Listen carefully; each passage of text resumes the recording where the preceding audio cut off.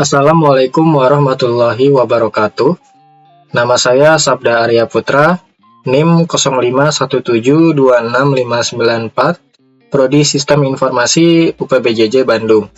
Di sini saya akan membuat video terkait tugas 3 mata kuliah basis data. Pada tugas 3 basis data di sini sudah diberikan sebuah soal atau perintah, yaitu melakukan praktikum transaksi dan melakukan praktikum basis data terdistribusi. Pada praktikum ini akan dicoba beberapa perintah dalam transaksi, yaitu commit, rollback, checkpoint, dan trigger. Kemudian saya coba buka untuk PHP MyAdmin-nya. Nah, di sini untuk struktur database-nya sama seperti tugas 2 kemarin terkait rumah sakit. Yang pertama saya coba mulai dari commit. Commit itu adalah perintah yang menandakan bahwa transaksi telah selesai dilaksanakan dan terjadi perubahan data. Saya coba di bagian rutin di sini untuk menambah rutin atau prosedur. Nah, di sini untuk namanya yaitu transaksi 1.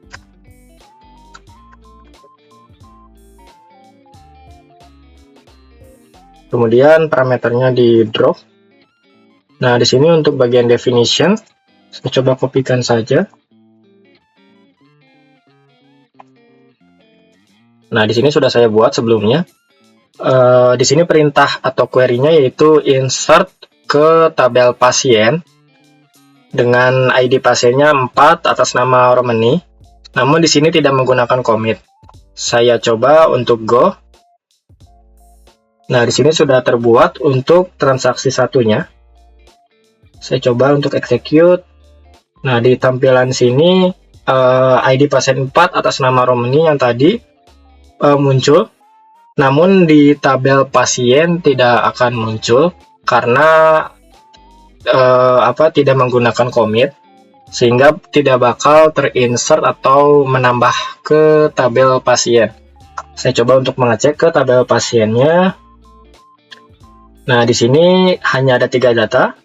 Tidak ada ID pasien 4 atas nama Romani tadi karena tidak menggunakan commit. Kemudian lanjut, saya coba untuk menggunakan commit agar dapat terinsert ke tabel pasien. Di sini create new routine, atas namanya transaksi 2. Di sini di drop. Untuk definisinya saya copy yang telah saya buat sebelumnya. Nah, di sini sama seperti yang tadi, insert ke tabel pasien dengan ID 5. Namun ini namanya EGI. Bedanya di sini kita tambahkan untuk commit agar dapat terinsert ke tabel pasien. Kemudian di go. Nah, di sini sudah berhasil tertambah. Kemudian di execute. Nah, di bagian sini sudah muncul untuk data EGI ID pasien 5. Kita coba cek ke tabel pasien. Nah, di sini ID pasien 5-nya telah tampil ke database. Dan commit telah berhasil terinsert ke tabel pasien. Kemudian lanjut ke bagian kedua yaitu rollback. Rollback itu digunakan untuk menggugurkan perintah yang sedang berjalan. Rollback berlaku jika perintah yang sedang berjalan belum di-commit. Langsung saja saya coba ke bagian rutin lagi, create new, atas namanya transaksi 3. Kemudian parameternya saya drop. Nah, untuk definition-nya saya coba kopikan yang telah saya buat. Nah, di sini perintahnya yaitu update ke tabel pasien dan mengubah nama pasiennya Sumarji dengan ID pasien 3. Di sini sebelum di-commit saya tambahkan untuk rollback, sehingga jika di execute atau di go nanti, maka tidak akan merubah nama pasien dari ID 3 ini. Karena sebelum di commit sudah di rollback terlebih dahulu. Kita coba, go. Nah, di sini sudah terbuat transaksi 3, kemudian di execute. Nah, di sini tidak terjadi apa-apa atau tidak merubah dari data pasien. Untuk ID pasien 3 di sini tetap Siti, tidak berubah menjadi Sumarji karena dilakukan rollback sebelum di commit. Kemudian lanjut saya coba buat menggunakan commit dan rollback. Namun di sini commit rollback terlebih dahulu, kemudian di commit. Di bagian rutin saya coba create, atas namanya transaksi 4. Kemudian di sini drop dan definitionnya saya coba tambahkan yang telah saya buat. Nah, di sini perintahnya yaitu insert ke tabel pasien. ID pasiennya 6 atas nama Emil. Namun di sini menggunakan rollback. Jadi seharusnya untuk insert ini tidak akan berlaku atau tidak berhasil. Nah, untuk query yang kedua atau perintah yang kedua, update ke tabel pasien dan mengubah nama pasiennya Indra menjadi Indra dari ID pasien 2. Jadi tadi ID pasiennya data yang sekarang itu atas nama Adit, kita coba ubah menjadi Indra dengan menggunakan commit. Di sini seharusnya berhasil karena tidak ada rollback. Saya coba untuk go. Kemudian execute. Nah, di sini di tampilan sini sudah berubah. Sebelumnya namanya Adit menjadi Indra. Saya coba membuka tabel pasiennya dan berhasil. ID pasien 2 sudah berubah nama, sebelumnya Adit menjadi Indra. Dan untuk ID pasien 6 atas nama Emil tadi tidak terinsert karena menggunakan rollback terlebih dahulu sebelum commit. Jadi tidak akan berlaku atau tidak berhasil. Baik, lanjut ke bagian yang ketiga, yaitu checkpoint. Checkpoint itu adalah tempat titik di mana proses terakhir disimpan. Agar sebuah transaksi berjalan dengan optimal, maka kondisi rollback tidak harus dikembalikan ke kondisi awal, melainkan dikembalikan ke posisi tempat checkpoint terakhir. Langsung saja saya coba ke bagian rutin lagi. Saya coba create. Nah, di sini namanya transaksi 5.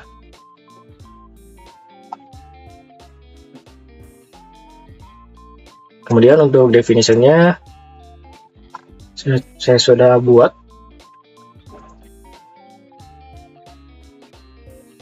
Nah, di sini perintahnya yaitu insert ke tabel pasien, ID pasiennya 7 atas nama Yakob, sama juga di sini ke tabel pasien atas nama Yance, ID pasiennya 8, kemudian yang ketiga ID pasien 9 atas nama Ricky. Bedanya di sini untuk bagian kedua ini menggunakan rollback to save point 1, sehingga untuk data ID pasien 8 seharusnya tidak muncul atau tidak berhasil.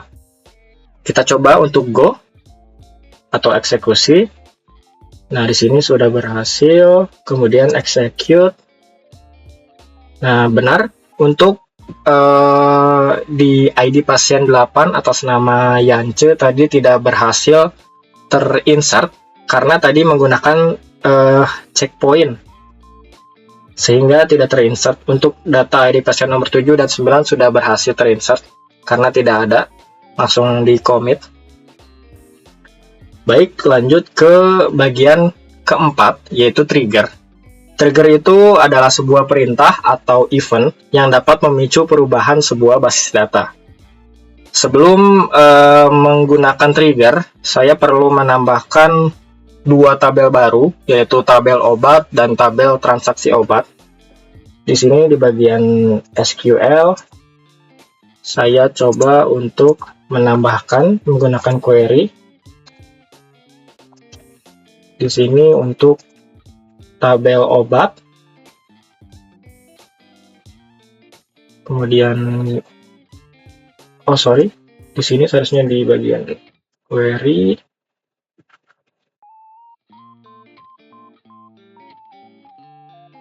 Nah, di sini saya coba submit dan berhasil.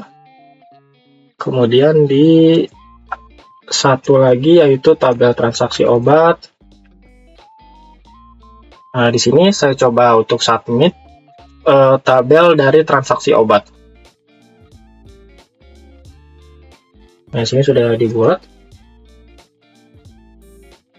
dan sudah terbuat untuk tabel obat dan tabel transaksi obat. Kemudian di tabel obat dan transaksi obat, saya tambahkan untuk foreign key sebagai relasi dengan tabel lain. Di sini bagian more, tambahkan index ID obat, kemudian di transaksi obat di bagian ID obat dan ID pasien. Nah, setelah ditambahkan foreign key, kita ke bagian designer. Kemudian bagian show di sini kita checklist agar muncul tabel obat dan tabel transaksi obat. Nah, di sini sudah muncul. Kemudian kita relasikan tabel obat, transaksi obat ke tabel yang lain menggunakan create relationship di sini.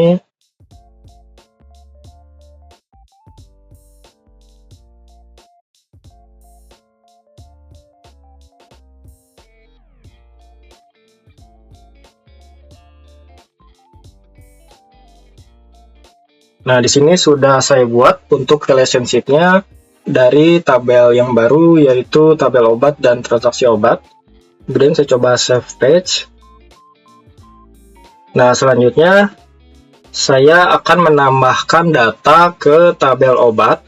Di sini saya coba query untuk menambahkan data ke tabel obat.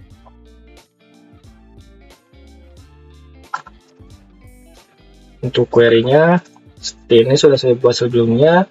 Insert ke tabel obat dengan 3 obat, yaitu amlodipin, paracetamol, dan ibuprofen. Kemudian saya coba submit dan berhasil. Kita cek ke tabel obat.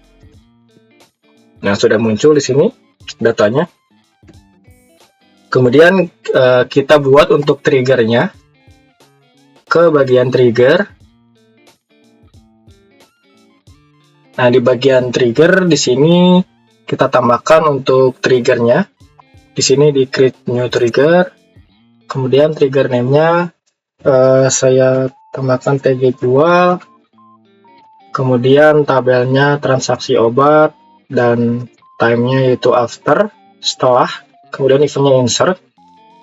Nah, untuk definition-nya di sini dia akan menambahkan seperti ini, yaitu kondisinya mengupdate ke tabel obat dan akan mengeset untuk stok di tabel obatnya jika ada transaksi atau insert data ke tabel transaksi obat. Kemudian kita go. Nah, di sini sudah berhasil. Kemudian untuk mengecek apakah di sini triggernya sudah berhasil atau belum, kita perlu menambahkan data ke tabel transaksi obat. Saya coba ke bagian query. Nah, di sini saya coba tambahkan ke tabel obat.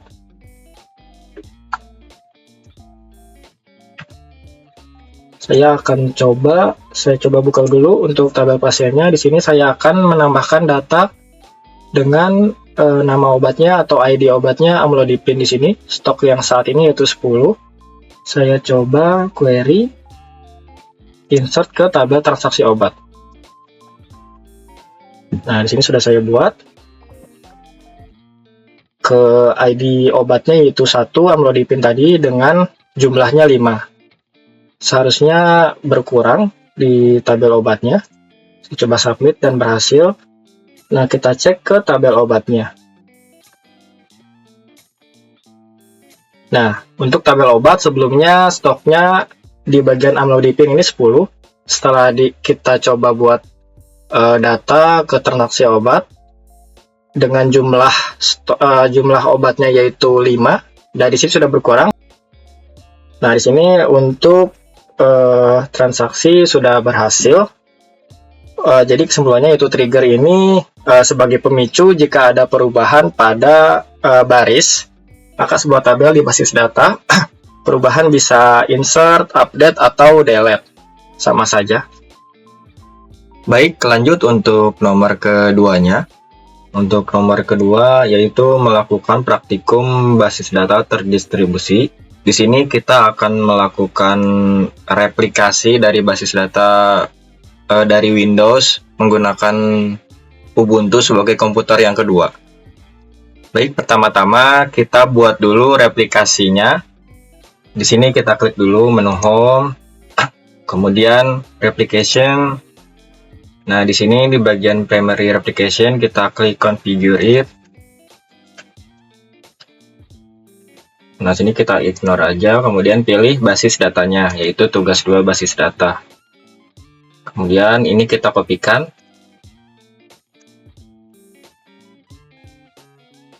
Setelah itu kita buka untuk XAMPP-nya. Nah, di bagian config my ini.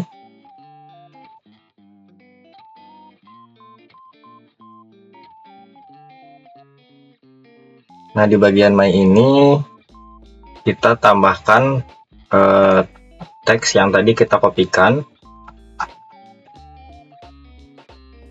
Nah, di sini kita tambahkan.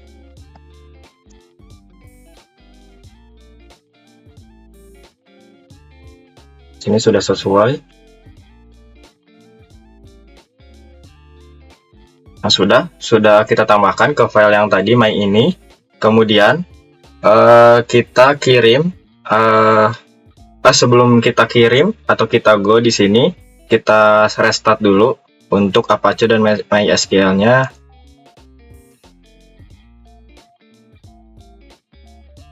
Kemudian setelah di stop, kita start kembali.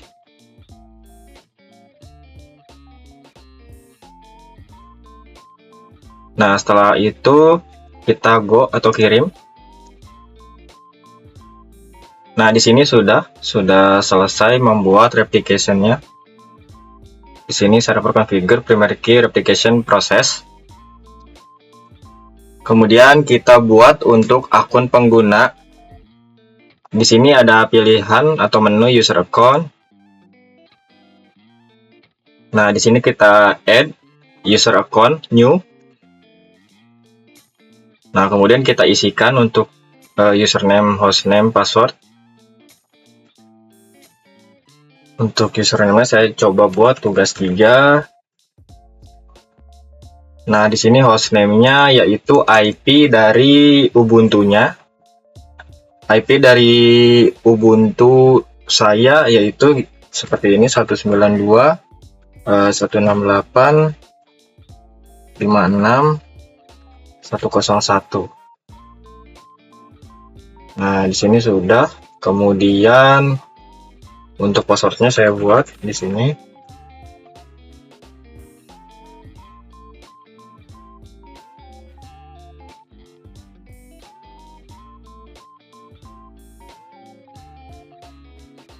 Nah, setelah itu, setelah dibuat kita go. Nah, di sini sudah. Kita coba cek. Nah, di sini untuk username dan hostname sudah dibuat, user account-nya. Setelah itu kita sebelumnya saya lupa untuk menceklis privilege-nya di sini, replication client dan slave. Saya go. Nah, di sini sudah terupdate. Ini replication client dan slave-nya di checklist harusnya. Nah, di sini sudah privilege-nya sudah dibuat dan user account-nya. Kemudian kita balik ke bagian di sini tugas 2 basis data. Kita ekspor dulu untuk database tugas 2 basis data. Kemudian kita ekspor. Nah, di sini kita ekspor. Kemudian setelah diekspor, sebelumnya di database Explorer ini sudah saya pindahkan ke flash disk. Kemudian kita buka untuk Ubuntu-nya. Di sini saya sudah siapkan untuk Ubuntu-nya.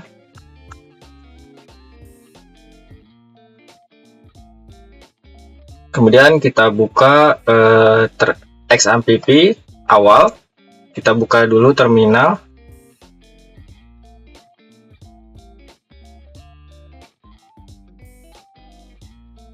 Di sini sudah dibuka terminal. Nah, sebelum itu kita cek dulu untuk eksporan dari Windows-nya. Untuk database-nya sudah di sini saya sudah pindahkan tugas 2 basis data SQL yang tadi diekspor. Saya pindahkan menggunakan flash disk sebelumnya di sini di bagian dokumen file di Ubuntu-nya. Nah, kemudian kita buka XAMPP-nya, kita buka terminal. Kemudian kita ketikkan cd opt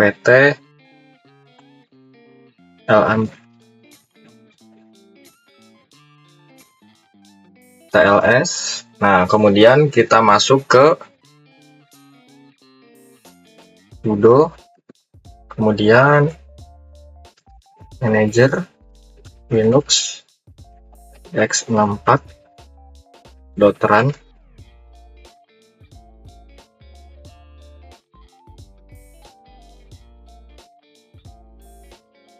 Nah, di sini sudah terbuka untuk XAMPP-nya. Kita buka ke bagian Manage Service. Nah, kemudian kita start dulu Apache dan MySQL-nya. Di sini kita tunggu dulu statusnya. Masih proses starting. Nah, di sini sudah running. Kemudian kita buka ke Firefox-nya. Nah, di sini saya sudah membuka untuk phpMyAdmin di Ubuntu, dan saya sudah mengimport database dari Windows-nya. Di sini saya simpan di tugas 3 basis data. Kemudian dilanjutkan kita buat replication-nya dari Ubuntu. Kita pergi ke Home, kemudian Replication. Nah, di sini saya coba buat untuk username-nya tugas 3, seperti yang user account kita buat di Windows sebelumnya. Terus tugas 3. Nah, untuk hostnya di sini itu IP dari Windows kita tambahkan, yaitu 192.168. Sini 56101.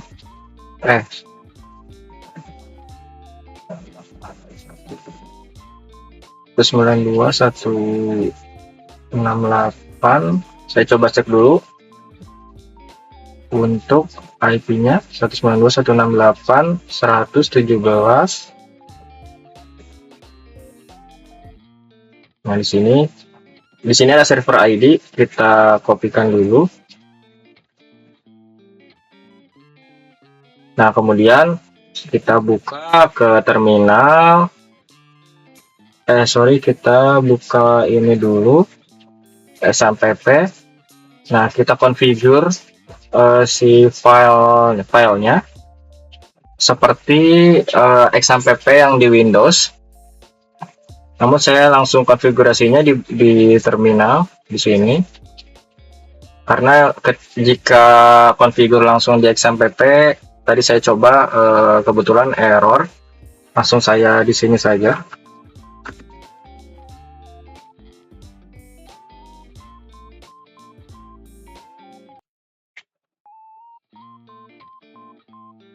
Nah, ini sudah terbuka filenya. Nah, di sini kita hapus bagian ini, kita paste.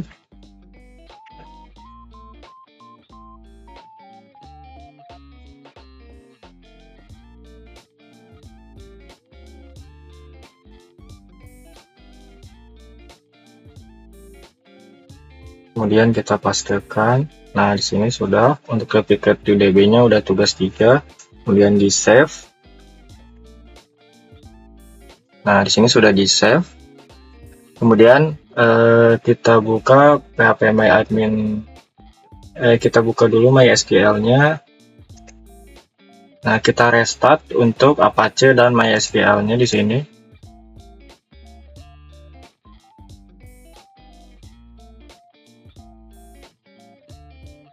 Nah, di sini sudah running. Kemudian kita buka untuk phpMyAdmin-nya. Nah, sini kita go. Nah, di sini connection server masih disable. Kemudian kita buka terminal, masuk ke di sini ke MariaDB. Saya sudah masuk ke sebelumnya ke opt lambin, kemudian diketikkan sudo /mysql -u root, kemudian sudah masuk ke MariaDB. Kemudian kita stop dulu slave-nya.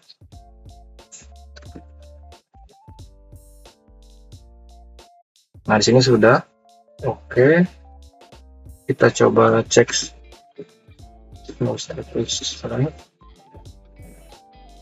Nah, di sini error SQL syntax. Kemudian kita tambahkan untuk masternya terlebih dahulu. Sini sudah saya siapkan untuk masternya. Nah, di sini master hostnya yaitu IP dari Windows, kemudian username, password. Nah, log file sama post di sini diambil dari sini.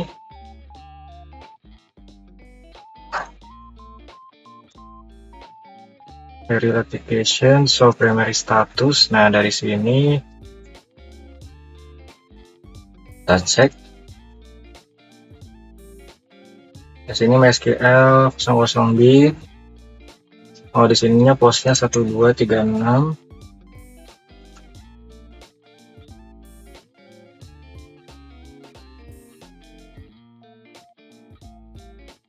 Nah, di sini kita kopikan saja.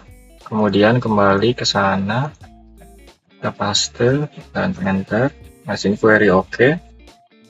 Kemudian kita start slave. Nah, sudah. Kemudian kita balik lagi ke phpMyAdmin. Kemudian kita refresh untuk phpMyAdmin-nya. Kita kembali ke home, replication. Ini sudah running, yes.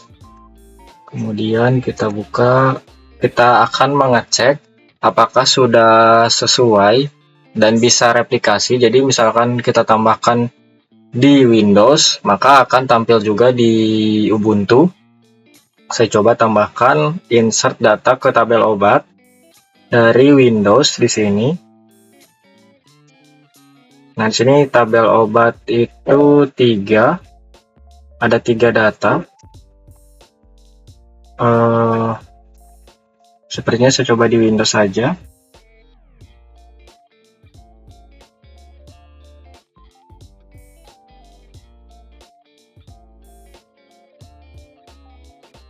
Nah, kita buka dulu di Windows-nya di sini. Saya coba cek tabel obat. Saya tambahkan insert. Jika di insert di Windows, maka akan terinsert juga di aplikasi di Ubuntu atau di komputer kedua. Kita coba untuk insert data di sini. Kemudian go. Nah, di sini kita cek untuk obatnya. Nah, di sini sudah 4 data. Kemudian kita buka untuk Ubuntu-nya. Kita buka PWM, kita refresh terlebih dahulu saja. Dan kita cek obat. Nah, di sini untuk insert data ke tabel obat di sini sudah terinsert juga. Nah, sebelumnya 3 menjadi 4. Mungkin sekian tugas 3 dari saya terkait basis data dan replikasi. Kurang dan lebihnya mohon maaf. Dan jika terdapat kesalahan atau kekurangan, mohon dikoreksi. Terima kasih. Wassalamualaikum warahmatullahi wabarakatuh.